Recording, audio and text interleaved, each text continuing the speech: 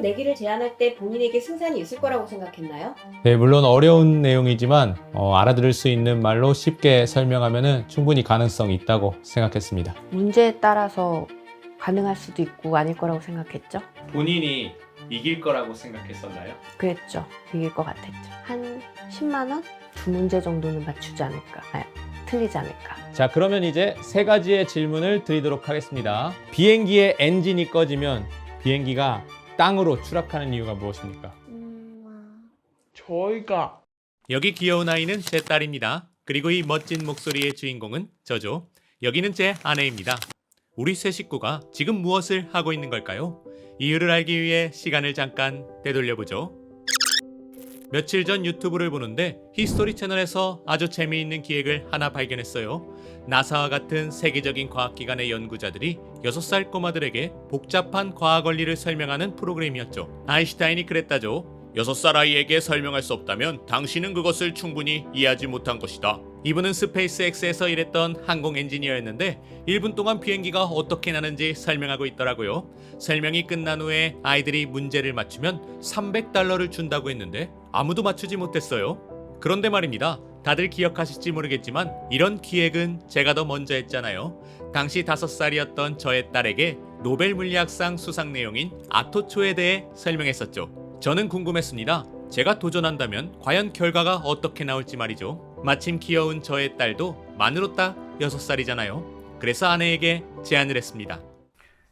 여보, 한번 이거 봐봐. 내가 이거 루나한테 할 수 있을까? 안 될 것 같다고? 그럼 만약에 내가 이거 설명하고 루나한테 문제 내서 3문제 내는데 한 문제 맞출 때마다 너가 나한테 5만 원씩 주고 틀리면은 틀릴 때마다 내가 너한테 5만 원씩 준다. 어때? 싫은데. 싫다고? 그러면은 만약에 루나가 3문제를 다 틀린다. 그럼 내가 2배, 30만 원 준다. 괜찮은데? 자신있게 내기를 걸었지만 두 가지의 큰 문제가 있었어요. 하나는 저의 딸이 이제 막 받침없는 글자를 쓸 수 있게 되었고 손가락을 넘어가는 수는 아직 계산하지 왜 근데 못한다는 밑으로 거예요. 쓰는 거야? 왜냐면은 계속 내려가. 내려가? 흥미야, 덧셈 할 수 있어? 덧셈을 안 하고 빼기랑 더하기만 잘해. 빼기랑 더하기만 잘한다고? 더하기가 덧셈이잖아. 더하기 할 수 있어. 11 더하기 8. 11 더하기 8? 눈 감고 뭐 하는 거야? 할 수 있어? 할 수 있는데 손가락에서 해야 돼가지고 손이 걸려. 시간이 걸려? 숨을 땡. 21 더하기 36. 21 더하기 36. 근데 이제 빼기 하면 안 돼. 빼기 한다고? 왜 갑자기? 빼기가 더 쉬워. 그래? 그러면 다른 거. 성미, 중력이 뭔지 알아? 중력? 아니, 중력 뭔지 몰라? 그러면은 힘이 뭐야? 힘 파워? 힘 파워? 그럼 에너지는? 에너지 주스. 에너지 주스? 과학 좋아해? 과학? 그렇게 좋아하지. 그렇게 좋아하진 않아? 너 과학 좋아하지 않았어? 나 좋아하긴 한데 그렇게 좋아하지. 그럼 뭐 좋아해? 나 토끼. 토끼? 토끼랑 과학이랑은 조금 다른 거 아니야? 근데 토끼가 너무 귀여워. 다행히 제가 아내한테 1분 안에 설명하겠다고 한 건 아니었어요. 그리고 시청각 자료를 쓰지 말라는 조건도 없었잖아요. 너무 치사하다고요? 여러분도 자기 돈이 걸렸다면 저와 똑같았을걸요? 알아요. 히스토리 채널의 그분들과 똑같은 도전이 아닙니다. 저의 실패를 인정합니다. 한 가지 분명한 건 그럼에도 불구하고 이건 분명 저에게 매우 불리한 내기라는 것입니다.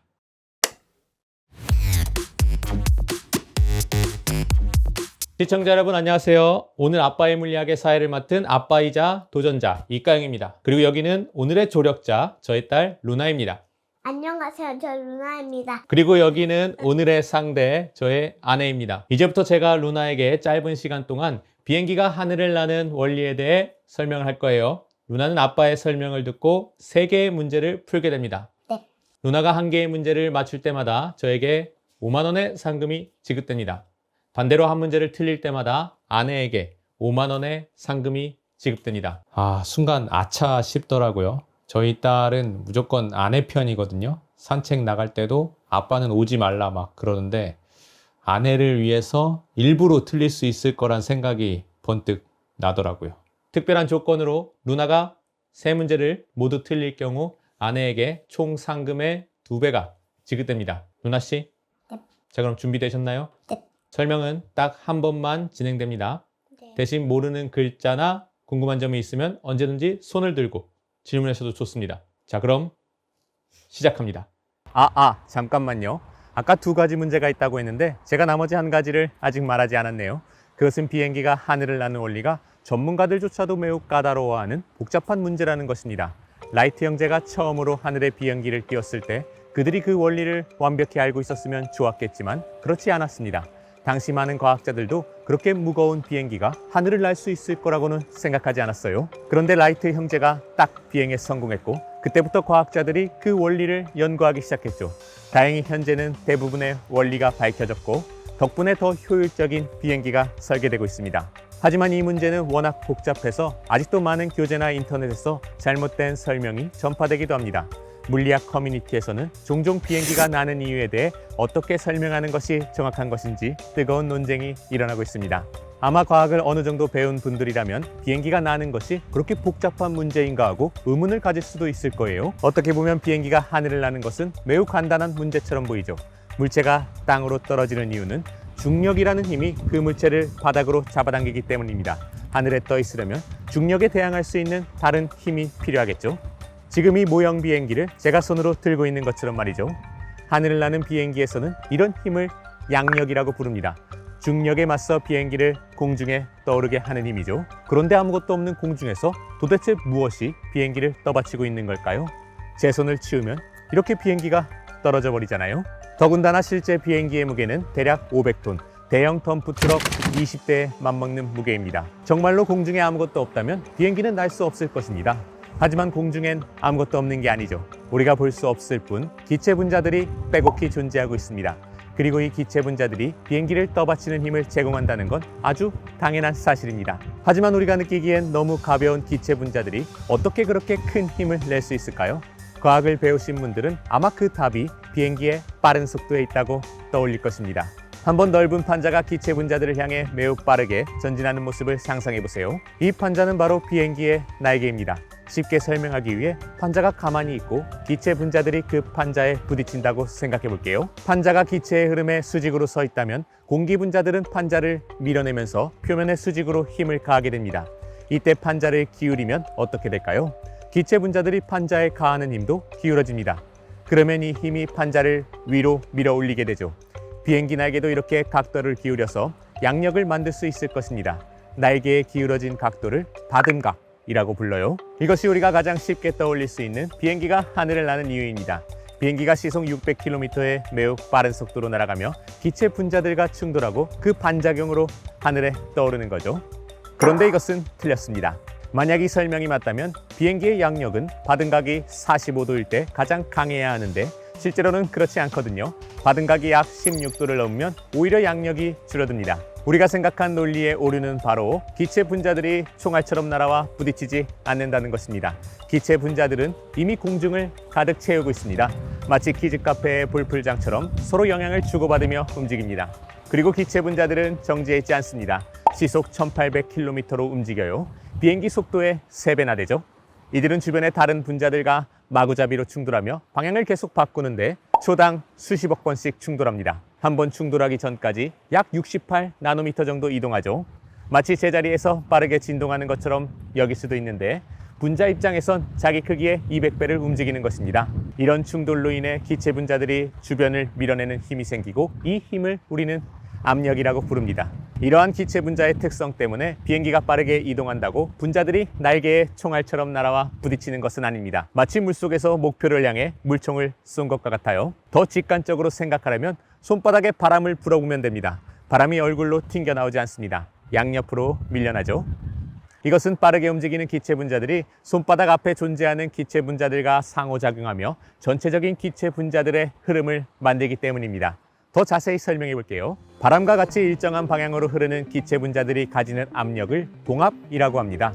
우리가 입에서 바람을 불었을 때 입에서 날아간 기체 분자들이 장애물이나 주변 분자들과 충돌하면서 발휘하는 압력입니다. 하지만 이런 일정한 방향으로의 흐름에서도 기체 분자들은 마구잡이로 운동하고 있습니다. 여러분이 동서남북으로 마구잡이로 걷고 있지만 그중 몇 발자국은 동쪽으로 더 많이 걷는 상황을 생각해 보면 됩니다. 즉 무작위 운동 중에서도 특정 방향으로 흐름이 생기는 것이죠. 만약 바람과 같은 방향으로 이동하면서 기체 분자들을 관찰한다면 사방으로 무질서하게 운동하면서 초당 수십억 번 충돌하는 기체 분자들을 볼 것입니다. 공기의 흐름이 없는 이런 관점에서 기체 분자들의 충돌로 일어나는 압력을 정압이라고 해요. 우리가 흔히 말하는 기압이나 공기의 압력은 바로 이 정압을 말합니다. 입에서 나온 바람은 동압과 정압 둘 다 가지고 있어요. 하지만 바람이 불지 않고 정지한 공기, 예를 들면 손바닥 앞의 기체는 오로지 정압만 가지고 있죠. 입에서 나온 바람이 손바닥과 손바닥 앞의 기체 분자와 부딪히면 동압이 정압으로 전환되면서 손바닥 앞의 기체에는 높은 정압이 생깁니다. 그럼 이제 손바닥 앞의 기체 분자들은 더 강한 힘으로 주변을 밀어냅니다. 손바닥 주변의 압력 차이가 기체 분자를 가속합니다. 고압에서 저압으로 기체 분자들이 힘을 받아요. 그럼 기체에 새로운 흐름이 생기는 것입니다. 이번엔 정압이 동압으로 전환되는 것이죠. 기체 내에서의 이런 메커니즘이 에너지 흐름을 만들고 이 과정에서 물체의 양력과 같은 힘을 발휘하는 것입니다. 비행기가 나는 이유도 날개의 형상과 받음각이 비행기가 빠르게 이동할 때 날개 주변 기체 분자들의 압력 분포를 다르게 만들기 때문입니다. 긴밀한 상호작용을 하는 기체 분자들은 날개가 다가오기 전부터 압력이 변하기 시작합니다. 비행기가 빠르게 앞으로 나아가면 날개 아래쪽에는 고압 영역이, 날개 위쪽에는 저압 영역이 형성됩니다. 공기 분자들은 사방으로 충돌하면서 힘을 작용한다고 했죠. 날개 아래쪽에서는 비행기를 위로 밀어 올리고 위쪽에서는 아래로 누르지만 고압 영역에서 작용하는 힘이 더 크기 때문에 결국 위쪽으로 향하는 힘, 즉 양력이 발생하는 것입니다. 그렇다면 어떻게 날개 아래쪽엔 고압 영역이 생기고 위쪽엔 저압 영역이 생기는 것일까요? 흔히 잘못 알려진 설명 중 하나는 동시 도달 이론입니다. 이 이론에 따르면 날개 앞에서 나눠진 기체 분자들이 날개 뒤쪽에 동시에 도착해야 하고, 그러기 위해서는 더 먼 경로를 이동하는 날개 위쪽의 기체 분자들이 더 빨리 움직여야 한다는 것이죠. 그럼 베르누이의 원리에 따라서 속력이 빠른 위쪽 기체의 압력이 낮고 속력이 느린 아래쪽 기체의 압력이 높다는 설명이죠. 여기에는 몇 가지 잘못된 점이 있습니다. 먼저 물리학의 동시 도달 이론 같은 것은 없습니다. 이 분자들이 여기에 동시 도착해야 할 이유는 없습니다. 둘이 긴밀한 약속을 한 것이 아니라면요. 실제로도 위아래의 기체 분자들은 동시에 도착하지 않습니다. 위쪽 기체 분자들이 더 일찍 도착해요. 두 번째 오류는 베르누이의 원리에 대한 잘못된 해석입니다. 많은 사람들은 비행기 날개의 윗면에서 기체의 속도가 빨라져서 압력이 낮아지고 아랫면에선 속도가 느려져서 압력이 높아졌다고 설명합니다. 하지만 기체의 속도가 왜 빨라지는지에 대한 설명은 빠져있죠. 날개 위쪽의 기체 속도가 왜 더 빠른지, 아래쪽은 왜 더 느린지에 대한 이유가 중요합니다. 베르누이 원리는 뉴턴의 법칙을 바탕으로 한 에너지 보존 원리에서 나옵니다. 기체가 빨라지려면 힘을 받아야 하고 그 힘은 압력 차이에서 발생합니다. 고압에서 저압으로 공기가 가속하는 것이죠. 기체의 속도가 빨라져서 압력이 낮아진 것이 아니라 압력이 낮아서 기체의 속도가 빨라진 것입니다. 저는 이제 6살 딸에게 비행기 날개의 형상과 받음각이 어떻게 날개 주변에 이런 압력 분포와 기체의 흐름을 만드는지 설명해야 합니다. 그리고 이것이 비행기의 양력을 만든다는 것을 깨닫게 해야 하죠. 여러분 어떻습니까? 이래도 제가 불리한 내기가 아닌가요? 제가 여기 비행기 장난감을 들고 있어요. 그런데 이 손을 놓으면 어떻게 될까요? 떨어지죠. 그렇죠. 땅으로 떨어지죠. 이 비행기 장난감이 땅으로 떨어지는 이유는 중력이라는 보이지 않는 손이 이 비행기를 아래로 잡아당기기 때문입니다. 그래서 비행기 장난감이 땅으로 떨어지지 않기 위해서는 이 중력과 싸우는 힘이 필요해요. 지금은 아빠의 손이 무엇입니까? 저는 이게 매 위로 무슨 투명의 손인가 뭔가 모르겠는데 왜 위로 올라가는 거예요? 아직 올라가지 않았습니다. 지금 중력이 비행기를 당기는 힘과 아빠가 비행기를 들고 있는 힘이 똑같기 때문에 비행기가 가만히 정지해 있는 거예요. 그러니까 줄다리기를 할 때 서로 당기는 힘이 똑같으면 어떻게 돼요? 그럼 가운데로 있죠. 그죠? 안 움직이죠. 아빠가 힘을 위로 더 준다면 어떻게 될까요? 위로 올라가죠. 그렇죠. 위로 올라가게 됩니다. 자, 그런데 실제 하늘을 나는 비행기는 아빠의 손처럼 아무것도 받치고 있는 게 없는데 어떻게 공중에 떠 있을 수 있죠? 공중에는 아무것도 없는데 말이죠. 하나 있긴 하잖아요. 뭐가 있습니까? 구름. 구름? 구름이요? 비슷했습니다. 공중에는 눈에 보이지는 않지만 아주 작은, 그렇죠, 공기 알갱이들이 가득합니다. 여기를 꽉 채우고 있어요. 공기 알갱이들이. 그러면서 하늘을 그래가지고 하늘 나는 건가요? 공기 알갱이만 가지고 날 수는 없어요. 조금만 더 집중해서 들어보세요. 그리고 이 공기 알갱이들은 매우 매우 매우 작습니다. 그리고 매우 매우 매우 빨라요. 아빠보다도 더 빨라요. 저보다도 빨라요. 너보다도 빨라요. 기차보다도 빨라요. 기차보다도 빨라요. 비행기보다도 훨씬 빠릅니다. 그럼 잘 생각해봐요. 이 친구들은 매우 빠르기 때문에 막 움직이다가 주변의 공기 알갱이들과 서로 부딪혀요. 막 부딪히면서 이리저리 튕겨다닙니다. 자, 그런데 말이죠. 이 부딪힌다는 거는 부딪히는 상대를 밀어내는 것과 똑같습니다. 자, 여기 띠용이가 있습니다. 이 띠용이를 이 샌드백 친구한테 던지면 어떻게 되죠? 이 샌드백 친구가 뒤로 어떻게 됐어요? 이 샌드백 친구가 뒤로 밀려나잖아요. 충돌을 한다는 것은 충돌하는 상대를 뒤로 밀어내는 것과 같습니다. 이 공기 알갱이들은 주변의 모든 것들과 마구 충돌을 하면서 그 주변의 물체나 다른 공기 알갱이들을 자신의 영역 바깥으로 밀어내려고 합니다. 자, 보세요. 여기 풍선이 있습니다. 여기 풍선에 바람을 불어넣으면은 공기 알갱이들이 안으로 들어가겠죠. 그렇죠? 저도 볼 수 있어요. 그렇습니까? 안으로 들어간 공기 알갱이들은 이 풍선의 벽과 마구 충돌할 겁니다. 충돌하면서 이 벽을 어떻게 할까요? 밖으로 밀어내려고 하겠죠. 그래서 풍선이 부풀어 오르는 겁니다. 자, 그런데 여기에 공기를 더 집어넣으면 어떻게 될까요? 공기 알갱이들이 안으로 더 들어가면은 공기 알갱이들이 안에 많아지겠죠. 그러면은 이 공기 알갱이 친구들이 많으니까 밖으로 밀어내는 힘이 어떻게 될까요? 더 커지겠죠. 그래서 풍선이 더 많이 부풀어 오르는 겁니다. 질문이 있어요. 질문이 있습니까? 근데 무엇입니까? 근데 왜 손을 놓으면 왜 바람이 나가는 걸까요? 아주 좋은 질문입니다. 왜냐면 공기 알갱이들은 마구 움직인다 그랬잖아요. 밀어내고. 근데 손을 놓으면은 여기에 구멍이 어떻게 됩니까? 열리겠죠. 그럼 이 열린 구멍으로 공기 알갱이들이 어떻게 될까요? 막 빠져나가겠죠.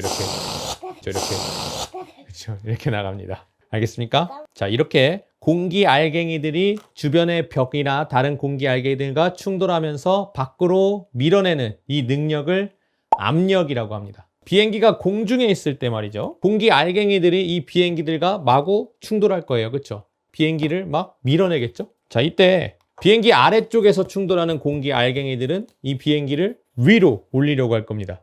아래에서 충돌하니까. 위에서 충돌하는 공기 알갱이들은 비행기를 아래로 누르려고 할 거예요. 이렇게 충돌하니까. 근데 저도 질문이 있는데 네. 앞으로 하면 어떨까요? 앞으로, 아주 좋은 질문입니다. 앞에서 충돌하는 공기 알갱이들은 비행기를 뒤로 밀어내려고 하겠죠. 뒤에 있는 뒤에 있는 공기 알갱이들은 비행기를 앞으로 밀어내려고 하겠죠. 됐습니까? 네. 비행기가 그러면은 정지해 있을 때는 비행기의 아래쪽에서 비행기를 위로 들어 올리려는 공기 알갱이의 힘과 비행기의 위쪽에서 비행기를 아래로 누르려는 공기 알갱이의 힘이 똑같습니다. 그래서 비행기가 어떻게 될까요? 정지하기. 그죠? 정지해 있어요. 왜? 똑같으니까. 오, 맞아요. 두 개의 힘이 똑같으니까 정지했을 겁니다. 근데 아까 전에 지구가 보이지 않는 손인 뭐로 비행기를 잡아당긴다고 했어요? 점점점이요? 중력이 잡아당긴다고 했죠? 네. 두 힘은 똑같은데 중력이 아래로 잡아당기니까 이 비행기는 땅으로 떨어지는 것입니다. 비행기가 가만히 정지해 있다면 말이죠. 그런데 이 비행기가 매우 빠른 속도로 앞으로 움직이면은 상황이 달라집니다. 자, 비행기는 앞으로 움직이면서 이 주변의 공기 알갱이들을 어떻게 할까요? 밀어내겠죠. 자, 그럼 이때 이 비행기 날개 주변의 공기 알갱이들이 어떻게 움직이는지 한번 생각해 봅시다. 자, 이 비행기의 날개를 90도로 잘라서 이 단면을 한번 생각해 봅시다. 이 날개는 앞으로 나아가면서 공기 알갱이들을 밀어냅니다. 그죠? 충돌하니까 밀어내겠죠? 자, 이때 이 날개의 기울어진 각도와 이 날개의 형상, 모양 때문에 이 날개 아래쪽에서는 공기 알갱이가 쌓이게 돼요. 이걸 한번 생각해 봐요. 모래사장에서 모래를 손바닥으로 쓸면 어떻게 되죠? 그러면 옆으로 가죠. 모래가 손바닥 앞에 모이죠? 네. 이거랑 마찬가지로 공기 알갱이들도 이 비행기 날개 아래쪽에서 비행기 날개의 아랫면이 공기 알갱이들 이렇게 쓸어 모으는 겁니다. 근데 그 손은 누구 손인가요? 이 비행기 날개가 쓸어 모으는 겁니다. 자, 그러면 이 비행기 날개 아래쪽에서는 공기 알갱이들이 많이 모여 있겠죠? 네, 그래서 얘네는 힘이 약할까요, 셀까요? 쓸 거예요. 셉니다. 왜? 많이 모였으니까. 그래서 여기를 고압 영역이라고 해요. 고압. 압력이 높다. 압력이 크다. 라는 뜻입니다. 고압. 고압. 자, 그런데 비행기 날개 윗면은 이 모래를 쓸어 모으는 손의 손등과도 같습니다. 자, 여기 손등 뒤에 모래는 어떻습니까? 비어 있죠. 네. 마찬가지로 이 날개의 윗면은 비행기 날개가 앞으로 진행하면서 주변의 공기들을 밀어내면서 이 날개 뒤쪽으로는 공기가 이렇게 빈 영역이 생기게 돼요. 네. 그럼 여기는 힘이 셀까요? 약할까요? 친구들이 적어졌으니까 약해요. 약해요. 그래서 여기를 저압 영역이라고 해요. 저압 영역. 저 앞열. 압력이 작다라는 뜻입니다. 또 잠깐만요. 지금 저의 설명이 완전한 설명은 아닙니다. 앞에서 말한 것처럼 기체 분자는 온 공간에 존재하고 매우 빠르게 상호작용을 주고받고 있다고 했잖아요. 상황을 매우 단순화한 설명입니다. 결과적으로 위와 아래에 그림과 같은 압력 분포가 생성됩니다. 고압 영역은 밀어내는 힘이 세죠.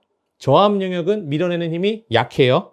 그럼 고압 영역인 아래에서 비행기 날개를 위로 밀어 올리는 힘은 세고 저압 영역에서 비행기 날개를 아래로 누르는 힘은 약합니다. 자, 위로 들어 올리는 힘이 더 세니까 이 비행기에는 위로 올라가려는 힘이 생깁니다. 이 힘을 양력이라고 합니다. 자, 이 양력이 비행기를 아래로 잡아당기는 중력보다 크거나 같다면 비행기가 땅으로 떨어지지 않고 위로 솟아오르는 겁니다. 자, 그러면 조금만 더 얘기해 보죠. 자, 빠르게 날아가는 비행기 날개 아래쪽에는 고압 영역이 생겨요. 그럼 여기 공기 알갱이들은 주변에 밀어내는 힘이 세겠죠? 네. 그러면 여기로 새롭게 들어오는 공기 알갱이들이 여기로 오는 것을 방해합니다. 그러면 여기를 통과하는 공기 알갱이들의 속력은 빠르기가 느려져요.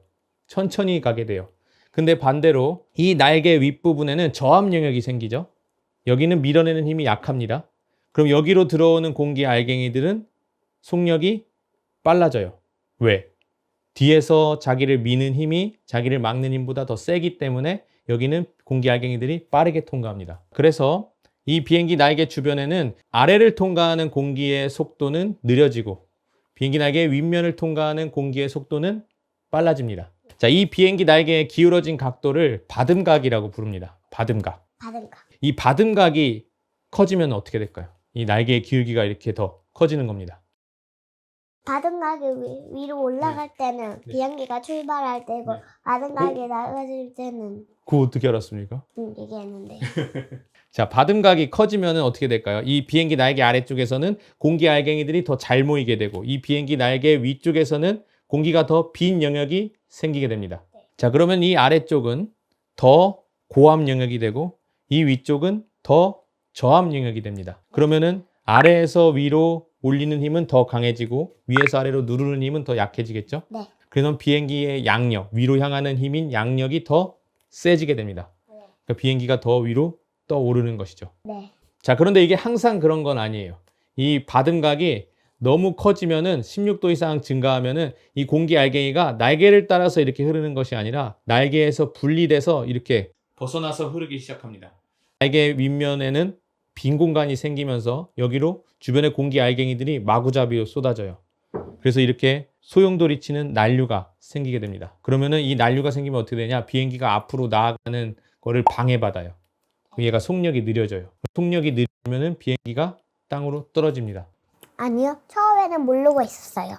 이해가 되면서도 안 되기도 했어요. 이해가 된 부분은 뭐였나요? 중력이 잡아당겨서 이런 내려가는 거예요. 이해가 안 된 부분은요? 이해가 안 된 부분은 이해가 안 돼서 설명하기가 어렵습니다. 자, 그러면 이제 세 가지의 질문을 드리도록 하겠습니다. 질문은 서술형입니다. 잘 듣고 집중해서 대답해 주세요. 네. 정답의 판정은 아빠가 하고 엄마의 동의를 얻겠습니다. 자, 첫 번째 질문입니다. 비행기의 양력을 높이려면 비행기 날개의 받음각의 크기를 어떻게 해야 할까요? 양력은 비행기가 하늘로 올라가려는 힘입니다. 받음각은 비행기 날개의 기울기였죠. 5초 드리겠습니다. 5, 4, 3, 2, 1. 땡! 틀렸습니다. 양력을 높이려면 받음각의 크기를 높여야 하죠. 그래야지 아래쪽에 더 고압 영역이 되고 위쪽이 더 저압 영역이 되니까요. 자, 괜찮습니다. 아직 질문 남아있으니까. 자, 파이팅 하세요. 자, 두 번째 질문입니다. 자, 비행기의 날개 위를 흐르는 공기의 흐름이, 공기의 이동 속도가 더 빠르게 이동하는 이유가 무엇입니까? 공기가 많아서? 공기가 많아서 날개 위쪽이 공기가 더 많다. 네. 확실합니까? 네. 틀렸습니다. 비행기 날개 위쪽은 공기가 더 적은 저압 영역이기 때문에 더 빨리 이동했죠.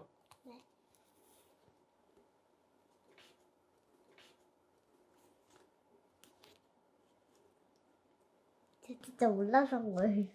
처음에는 조금 틀리다고 하나는 틀린다고 생각했는데 생각해보니까 그건 뭔가 안 좋은 것 같다고 생각해가지고 그냥 누나 씨, 세 번째 질문입니다. 비행기의 엔진이 꺼지면 비행기가 땅으로 추락하는 이유가 무엇입니까? 비행기의 엔진은 비행기를 앞으로 날아가게 하는 것입니다. 저희가 안 보이는 손이 끌어당기는 거죠. 안 보이는 손이 끌어당겨서 네. 좀 비슷하긴 합니다. 근데 그건 안 보이는 손이 중력이 끌어당겨서 떨어지는 건 맞아요. 근데 비행기가 날고 있을 때는 안 떨어지잖아요. 근데 엔진이 꺼지면 떨어지는 이유가 무엇입니까? 자, 한 번 더 대답할 기회를 드리겠습니다. 공기가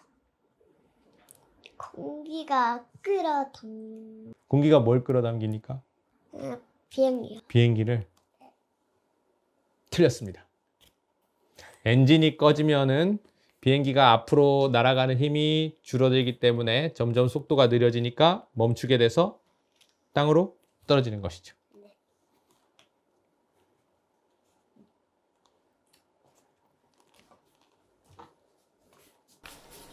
두 배 조종인가요? 거의 들었습니다.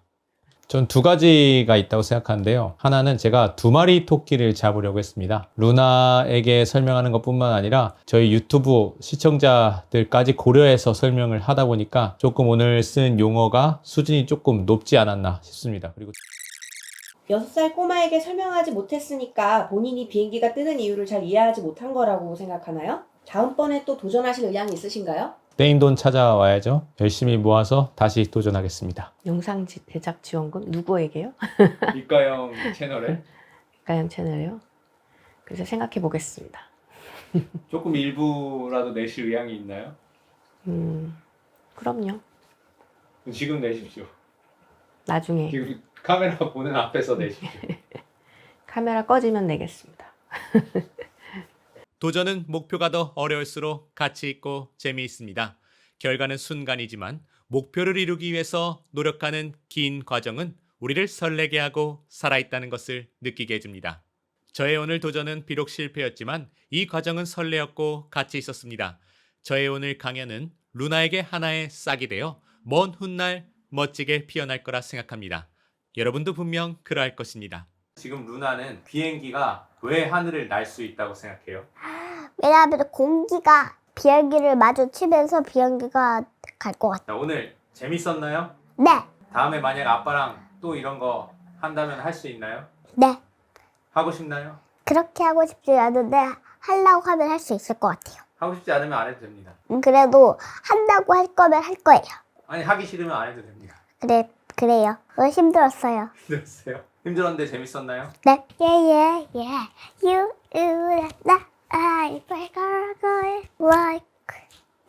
춤 한번 춰봤습니다. 저의 신간져서 그런데 이것은 과학책입니다는 어린이들에게 과학의 즐거움을 알려주면서 동시에 교과 지식도 쌓게 해줍니다. 이 책이 우리 세상에 과학의 싹을 심어줄 거라 생각합니다. 과학의 싹이 잘 심어지고 멋지게 자랄 수 있도록 여러분의 많은 관심과 지지 부탁드립니다.